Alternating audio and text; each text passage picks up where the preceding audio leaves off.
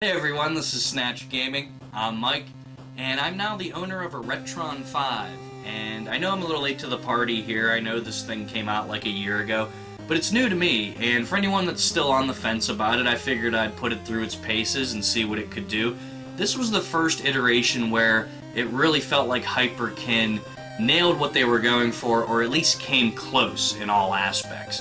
So I have all this stuff down here. This is a really cool game room for me.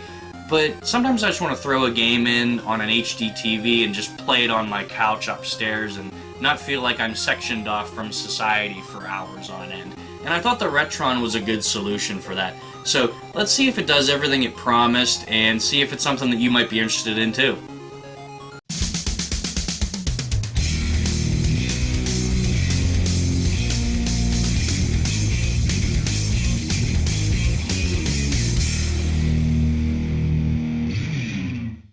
Now I'm going to spare everyone a long, boring unboxing here and just say that the Retron 5 comes with all the necessary cables, as well as adapters for wall outlets of other regions, which was a thoughtful touch. The build quality of the console itself is decent, but doesn't feel quite as solid as expected. Also, mine had some extremely light but consistent scratches on the top. It's not a big deal, but this plastic can't be of great quality, and in case you're wondering, yes, this is a brand new unit. You've got all your cartridge slots on the top other than the Game Boy and Game Boy Advance slot, which is on the front.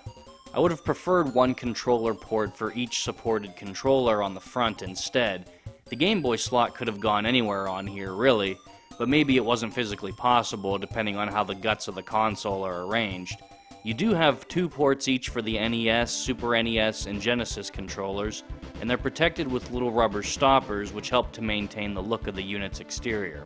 When you boot up the console, you start at a simple menu where you can mess with a pretty solid number of options. There's a range of choices when adjusting the video and audio quality, and various controller options too.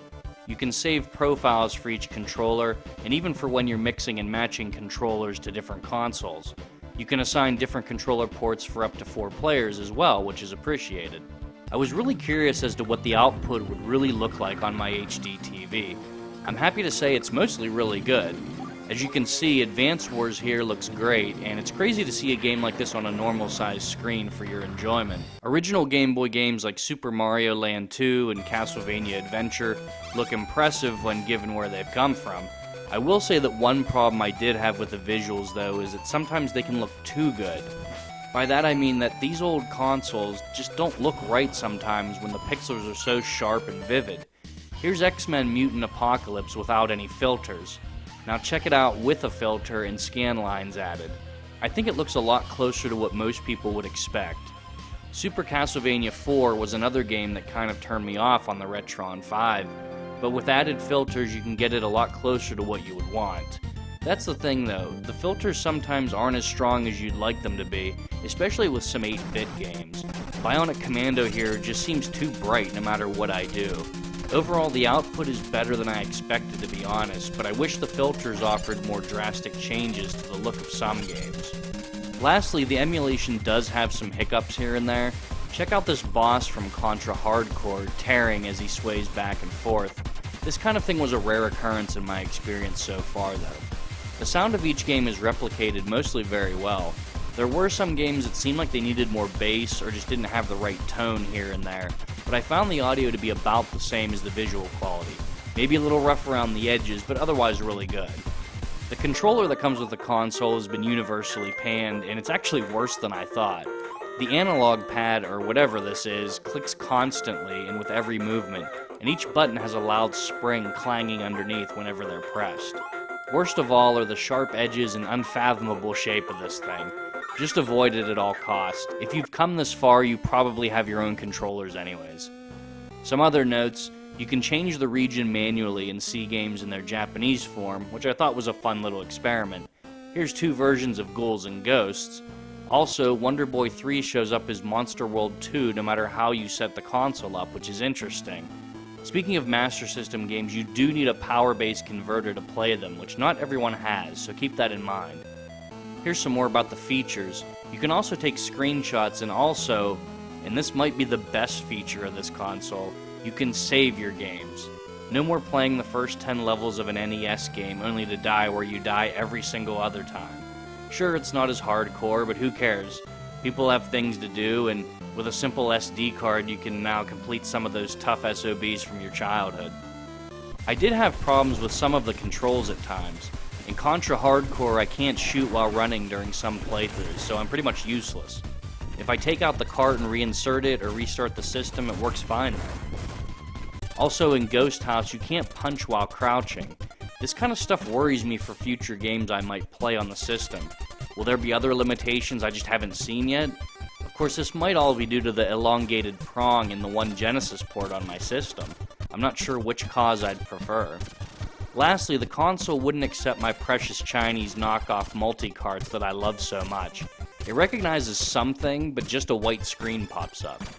I'm not sure if it's feasible for them to rectify this, but that's a lot of games I can't play on my Retron, and I see these carts around more and more, so it'd be nice to see if they could support them.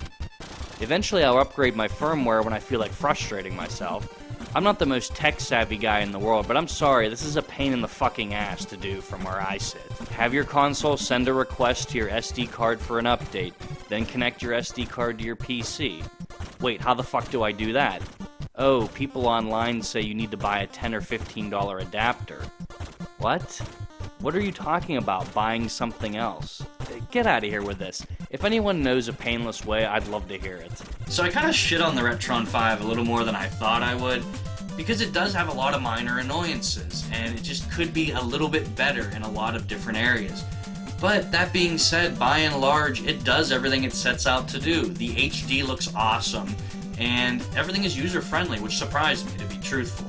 Now, my big concern is that if you're just someone that used to have an NES back in the day and you find it in your mom's attic, you're not going to buy one of these. You're just going to go ahead and dust that thing off, play it for a little while, maybe take it to your own house, and pretty much forget about it for the most part. And if you're a hardcore gamer or hardcore collector and everything has to be just so, then you're going to be disappointed because the emulation isn't perfect. It's pretty good, but it's not perfect. So if you're at one end of the spectrum or another, I wouldn't even bother with this thing. If you're somewhere in the middle though, I would really take a look at it. Now, full disclosure, mine was a gift, so I didn't pay for mine. And I think the $150 price point is about as high as it can go without being too much. I would like to see it about $100, quite frankly.